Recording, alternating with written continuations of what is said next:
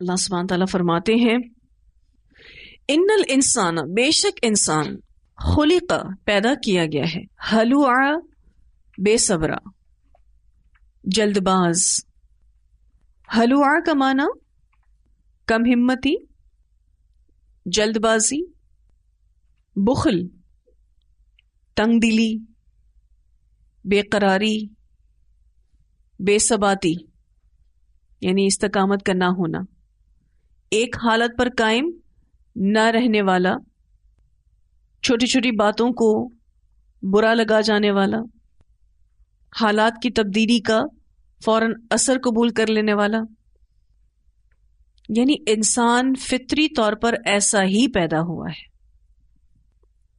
یہ انسان میں پیدائشی طور پر کمزوری رکھی گئی ہے کہ وہ بے صبرا ہے، جلد باز ہے، تنگ دل ہے، بے قرار ہے، ایک حالت پہ قائم نہیں رہ سکتا، چھوٹی چھوٹی باتوں کو دل کا روگ بنا لیتا ہے، حالات کی تبدیلی کا فوراً اثر قبول کر لیتا ہے۔ تو یہ سارے معنی ہلوعا کے ہیں۔ اللہ تعالیٰ فرماتے ہیں ان الانسان خلق ہلوعا، بے شک انسان پیدا کیا گیا ہے بے صبرا۔ اس کی اس بے صبری کا بیان اللہ تعالیٰ کرتے ہیں اذا مسہ الشر، جب پہنچتی ہے اس کو تکلیف، جزوعا، گھبرا اٹھتا ہے، جب تکلیف پہنچتی ہے تو گھبرا جاتا ہے۔ وَإِذَا، اور جب مسہ الخیر، پہنچتی ہے اس کو بھلائی، منوعا، بخیل ہو جاتا ہے، روکنے لگتا ہے۔ یعنی جب کوئی مال یا کوئی اور نعمت اس کو ملتی ہے تو وہ روک کر بیٹھ جاتا ہے، یعنی حقداروں کو نہیں دیتا۔ مگر یہ کمزوری ایسی نہیں کہ انسان اس پر قابو نہ پا سکے۔ یہ کیفیت ایک عام دنیا دار اور انسانوں کی اکثریت کی ہے۔ پھر اگر اس کا تزکیہ ہو، وہ ایمان لائے، تو اپنی اصلاح کرتا ہے، اور اس کی یہ کیفیات نہیں رہتی، پھر اس کے دل میں سکون اور اطمینان آ جاتا ہے۔ سوال یہ پیدا ہوتا ہے کہ اللہ تعالیٰ نے فطرت میں یہ چیز کیوں رکھی، جس کا ذکر اللہ تعالیٰ خود فرماتے ہیں ان الانسان خلق ہلوعا اذا مسہ الشر جزوعا واذا مسہ الخیر منوعا۔ کیوں اللہ تعالیٰ نے انسان کو ہلوعا، جزوعا اور منوعا بنایا؟ وہ اس لیے کہ اس کا امتحان ہو سکے، کیونکہ یہ وہ کمزوریاں ہیں جس پر انسان ایمان اور توکل کے ذریعے قابو پا سکتا ہے۔ کیونکہ اہل ایمان نہ مصیبت میں گھبراتے ہیں اور نہ خوشحالی میں اتراتے ہیں۔ رسول اللہ صلی اللہ علیہ وسلم نے فرمایا مومن کا معاملہ بڑا ہی عجیب ہے کہ اس کے ہر معاملے میں اس کے لیے خیر ہی خیر ہے، اور یہ فضیلت سوائے مومن کے کسی اور کو حاصل نہیں۔ وہ اس طرح کہ اگر اسے کوئی خوشی پہنچتی ہے تو وہ شکر کرتا ہے، سو وہ اس کے لیے باعث خیر ہے، اور اگر اسے کوئی تکلیف پہنچتی ہے تو وہ صبر کرتا ہے، سو یہ بھی اس کے لیے خیر کا باعث ہے۔ اس سے مسلم نے روایت کیا ہے۔ ایک اور روایت میں آتا ہے رسول اللہ صلی اللہ علیہ وسلم نے فرمایا جو شخص سوال کرنے یعنی مانگنے سے بچے گا اللہ اسے سوال سے بچائے گا، اور جو شخص بے نیازی چاہے گا اللہ اسے غنی کر دے گا۔ یعنی انسان اگر اپنے لیے بہتر چیز چاہے گا، بہتر چیز میں پہلی چیز سوال کرنے سے بچنا چاہے گا تو اللہ اسے بچائے گا۔ اگر وہ بے نیازی چاہے گا تو اللہ اس کو غنی کرے گا، اور جو شخص صبر کرے گا اللہ اسے صابر بنا دے گا۔ اور کسی کو بھی صبر سے زیادہ بہتر اور اس سے زیادہ بے پایا خیر نہیں ملی، یعنی صبر تمام نعمتوں سے بہتر ہے۔ اسے بخاری نے روایت کیا ہے۔ یہ صبر بھی کس کو ملتا ہے؟ جو صبر کرنا چاہے، جس کی صبر کرنے کی نیت ہو اللہ اس کو صابر بنائے گا. گو کہ انسان بے صبرہ پیدا ہوا ہے، اس کی فطرت میں اللہ تعالیٰ نے یہ کمزوری رکھی ہے، لیکن یہ وہ کمزوریاں ہیں جس پر انسان کو قابو پانا ممکن ہے، جس پر انسان بآسانی قابو پا سکتا ہے. لیکن اللہ تعالیٰ نے اس کو فطرت میں اس لیے ڈالا ہے تاکہ انہی چیزوں کے ذریعے آزمائش کی جا سکے، امتحان لیا جا سکے. بخاری اور مسلم کی روایت میں آتا ہے کہ رسول اللہ صلی اللہ علیہ وسلم نے فرمایا کہ جب انسان بوڑھا ہوتا ہے تو اس کی دو چیزیں جوان ہو رہی ہوتی ہیں، ایک مال کی حرص اور دوسرا زندگی کی حرص. خود تو بوڑھا ہو رہا ہے لیکن دو چیزیں اس کے اندر جوان ہو رہی ہیں. مال اس کو بہت چاہیے حالانکہ عمر تو نکل گئی، اور زندگی اس کو بہت چاہیے حالانکہ کوالٹی آف لائف تو ختم ہو گئی. بخاری و مسلم کی روایت میں آتا ہے کہ نبی اکرم صلی اللہ علیہ وسلم نے فرمایا آدمی کو اگر مال سے بھری دو وادیاں مل جائیں تو وہ تیسری کا خواہاں ہوگا، اور آدمی کے پیٹ کو مٹی کے سوا کوئی چیز نہیں بھر سکتی. کون سی مٹی؟ قبر کی مٹی. اور جو اللہ کی طرف رجوع کرے تو اللہ اس کی توبہ قبول کرتا ہے. یہ حدیث بھی بخاری و مسلم میں آتی ہے. یعنی انسان کی تو اتنی خواہشات ہیں کہ ہر خواہش پر دم نکلے، اتنی خواہشات ہیں. ایک اور روایت میں آتا ہے رسول اللہ صلی اللہ علیہ وسلم نے فرمایا انسان میں دو وصف بہت برے ہیں. ایک یہ کہ حریص اور بخیل ہونے کے ساتھ دل کا کچا ہو. دل کا کچا ہو یعنی جزا فضا کرے، جو کہ یہاں اللہ سبحانہ تعالیٰ نے فرمایا نا ہلوع، دل کا کچا کہہ لیں اس کو. اور اس کی جو کیفیات ہیں جزوع اور منوع. تو آپ صلی اللہ علیہ وسلم نے فرمایا کہ دو وصف بہت برے ہیں انسان میں. ایک یہ کہ حریص اور بخیل ہونے کے ساتھ دل کا کچا ہو، یعنی جزا فضا اور دل کی تنگی میں مبتلا ہو. دوسرا یہ کہ اتنا بزدل ہو کہ گویا دل ہی نکل جائے گا. ابو داؤد نے اس کو روایت کیا ہے. اتنا بزدل ہے کہ ہر چیز میں اتنا ڈرے، ایسا لگتا ہے اس کو کہ میرا دل نکل کے باہر آ جائے. یہ دو وصف انسان کے بہت برے ہیں، بخل اور بزدلی. لیکن جب انسان کے اندر ایمان آتا ہے نا، ان دونوں اخلاقی بیماریوں کا علاج ہو جاتا ہے. ایک اور روایت میں آتا ہے رسول اللہ صلی اللہ علیہ وسلم نے فرمایا کہ ہر روز جب بندے صبح کرتے ہیں تو دو فرشتے زمین پر اترتے ہیں. ان میں سے ایک کہتا ہے کہ اے اللہ، خرچ کرنے والے کو اس کا بدلہ عنایت فرما، یعنی اسے اور دے. اور دوسرا کہتا ہے کہ اے اللہ، ہاتھ روکنے والے کے مال کو برباد کر دے. اسے بخاری نے روایت کیا ہے. دو فرشتوں کا کام ہی یہی ہے، دینے والوں کے حق میں دعا کرنا اور روکنے والے کے حق میں بد دعا کرنا. پھر اللہ سبحانہ تعالیٰ فرماتے ہیں الا المصلین، سوائے نمازیوں کے.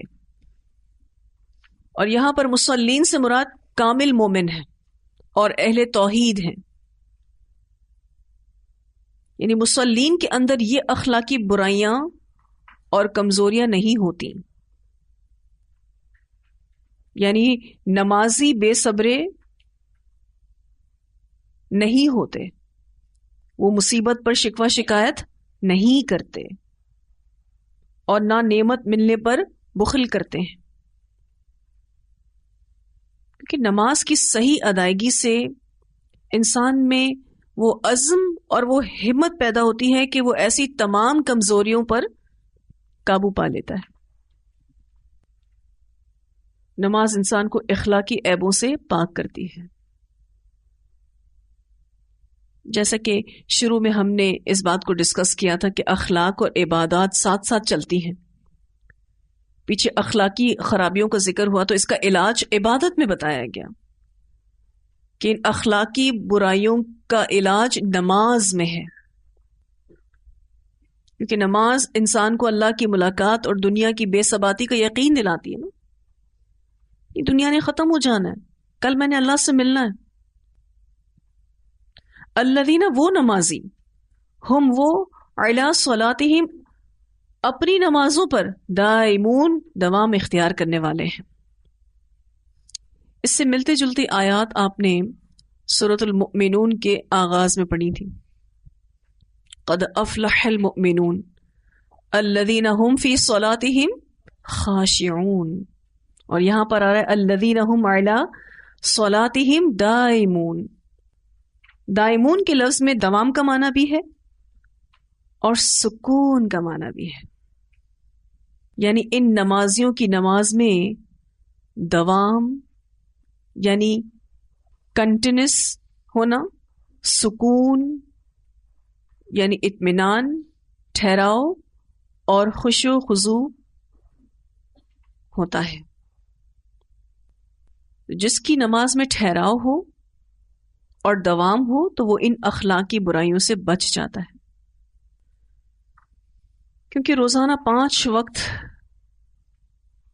جو شخص نماز پڑھتا ہے بغیر کسی لالچ کے، جو کہ بڑا مشکل کام ہے، کیونکہ جیسے آپ نماز پڑھتے ہیں آپ کی کوئی جنت بنتی تو نظر نہیں آتی، لیکن آپ اللہ پر ایمان لاتے ہوئے، غیب پر ایمان لاتے ہوئے کہ اللہ سبحانہ تعالیٰ آپ کو ان عبادتوں کا بہترین اجر عطا فرمائے گا، آپ نماز پڑھتے ہیں، تو ایسا شخص پھر بہت ساری اخلاقی برائیوں پر قابو پا لیتا ہے. کہ دنیا کی کسی لالچ کے بغیر نماز ادا کرنا بظاہر بہت مشکل کام ہے، جو اللہ کے خوف اور آخرت پر ایمان کے بغیر ادا ہو ہی نہیں سکتی. اور جو اس طریقے کی نماز پڑھتا ہے تو پھر وہ بہت ساری اخلاقی برائیوں سے بچ جاتا ہے. اب صحیح معنوں میں ہم نماز کیسے پڑھ سکتے ہیں؟ الحمدللہ اتنی نماز کی ٹریننگ تھرو آؤٹ قرآن جرنی کے ذریعے ہوئی. اس قرآن کے سفر میں بارہا نماز کی اصلاح پر بات ہوئی. دوبارہ سے اللہ تعالیٰ قرآن کے اختتام پر اس سبق کو دہرا رہے ہیں کہ اگر تم چاہتے ہو کہ تمہارے اندر اعلیٰ اخلاق آئیں تو تمہاری نماز بہت اعلیٰ ہونی چاہیے. کیونکہ جو مصلین ہیں، جو کامل مومن ہیں، جو اہل توحید ہیں، وہی ان اخلاقی برائیوں سے بچ سکتے ہیں. تو پھر ایک دفعہ دوبارہ ہمیں اپنی نمازوں کو چیک کر لینا ہے. صحیح معنوں میں نماز ہم کیسے پڑھ سکتے ہیں؟ سب سے پہلی بات کہ ہمارے جسم میں سکوت ہو، اطمینان ہو، ٹھہراؤ ہو، جسم میں بھی ہو اور دل پر بھی ہو. سارے اعضاء میں سکون ہو، اطمینان ہو کہ بس اب نماز پڑھ رہے ہیں، اب کوئی اور چیز کا خیال نہ آئے، کوشش کرنی ہے اس کی. تبھی تو نماز پڑھنے والا شخص ہلو آ پر کنٹرول کر سکتا ہے، کیونکہ اس کو خاموشی کے ساتھ نماز پڑھنی ہے، پوری توجہ کے ساتھ. جب تک وہ سلام نہیں پھیر لیتا تب تک وہ بول نہیں سکتا. تو نماز بھی تو ٹریننگ سیشن ہے نا، ان اخلاقی برائیوں کو کنٹرول کرنے کے لیے. جو نماز میں صبر کرنا سیکھ جائیں تو وہ اپنی عام زندگی میں بھی صبر کرنے میں کامیاب ہو جاتا ہے. الذین هم علی صلاتهم دائمون، نماز میں ہمیشگی اختیار کرتے ہیں، یعنی ہمیشہ پڑھتے ہیں. دوسرا وقت کی پابندی کے ساتھ پڑھتے ہیں، کوئی چیز ان کو نماز سے نہیں روکتی. خشوع و خضوع سے پڑھتے ہیں اور اطمینان قلب سے ادا کرتے ہیں. دیکھیں کوئی بھی کام ہم تھوڑی دیر کے لیے شروع کریں اور لمبے عرصے کے لیے چھوڑ دیں، بہت نقصان دہ، بہت نقصان دہ. مثلا اگر آپ نے اس قرآن کورس کو ختم کر کے ایک لانگ بریک لے لیا نا، اگر جو تھے اس سے بھی برے حال پر چلے جائیں گے.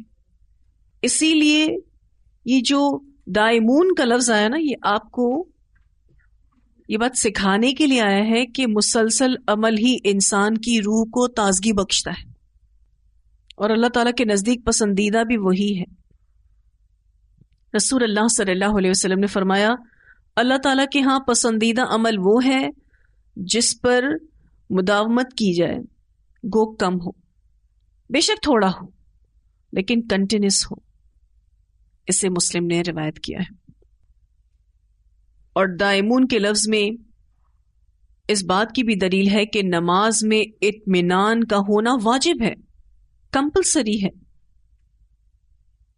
جس شخص کی نماز میں اس کے قیام میں، اس کے رکوع اور سجود میں اطمینان نہیں، گویا وہ نماز کا اہتمام ہی نہیں کر رہا۔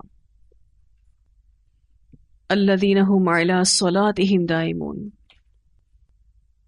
اس میں نماز کی حفاظت کا بھی سبق ہے کہ نمازوں کی حفاظت کرنی ہے۔ نمازوں کی حفاظت میں نماز کو وقت پر پڑھنا، مردوں کے لیے یہ ہے کہ نماز مسجد میں باجماعت ادا کریں، اور پھر نماز پڑھنے کے ساتھ ایسے کام نہ کریں جس سے نماز ضائع ہو رہی ہو۔ یہ نمازوں کی حفاظت ہے، وقت پر پڑھنا، اور اگر مرد حضرات ہیں تو مسجد میں جماعت کے ساتھ پڑھنا، اور ایسے برے کاموں سے بچنا جس سے نماز ضائع ہو سکتی ہے۔